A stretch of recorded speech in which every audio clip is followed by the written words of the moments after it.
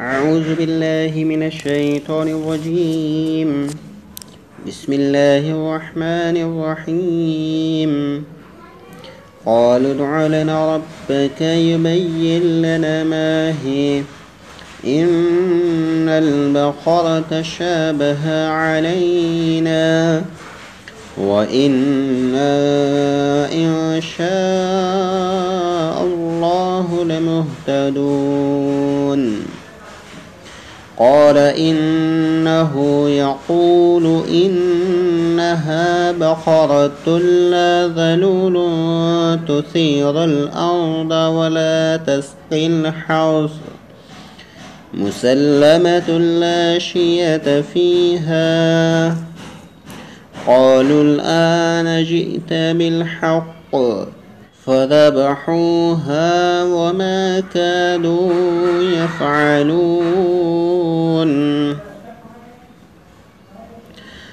وإذ قتلتم نفسا فادارأتم فيها والله مخرج ما كنتم تكتمون.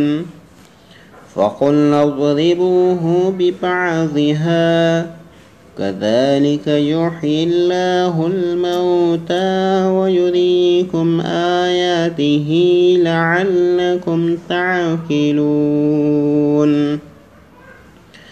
ثم قست قلوبكم من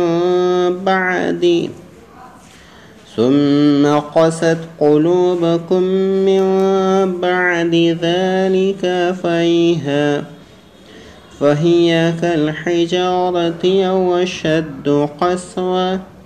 وإن من الحجارة لما يتفجر منه الأنهار وإن منها لما يشقق فيخرج منه الماء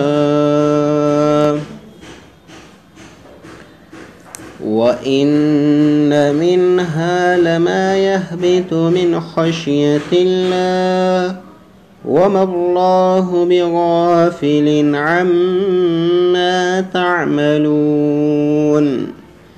أفتطمعون أن يؤمنوا لكم وقد كان فريق منهم يسمعون كلام الله ثم يحرفونه من بعد ما عقلوه وهم يعلمون.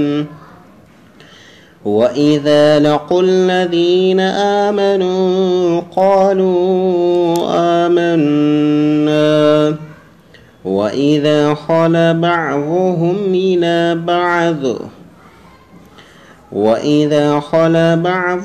إلى بعض قالوا وتحدثونهم بما فتح الله عليكم ليحاجوكم به عند ربكم أفلا تعقلون. صدق الله العظيम। अभी मैंने जो भी पढ़ा उम्मीद है कि आपको अच्छे से समझ में आया होगा। अगर आपको कुछ नहीं समझ में आया है या समझने में पढ़ने में परेशानी हो रही है तो आप नीचे कमेंट कीजिए या हमारे व्हाट्सएप पे कांटेक्ट कीजिए। इंशाल्लाह आपको बहुत अच्छे से समझाया जाएगा। और ये वीडियो अपने दोस्तों के साथ भी शेयर कर दीजिए ताकि वो भी इस वीडियो से फ़ायदा हासिल कर सकें।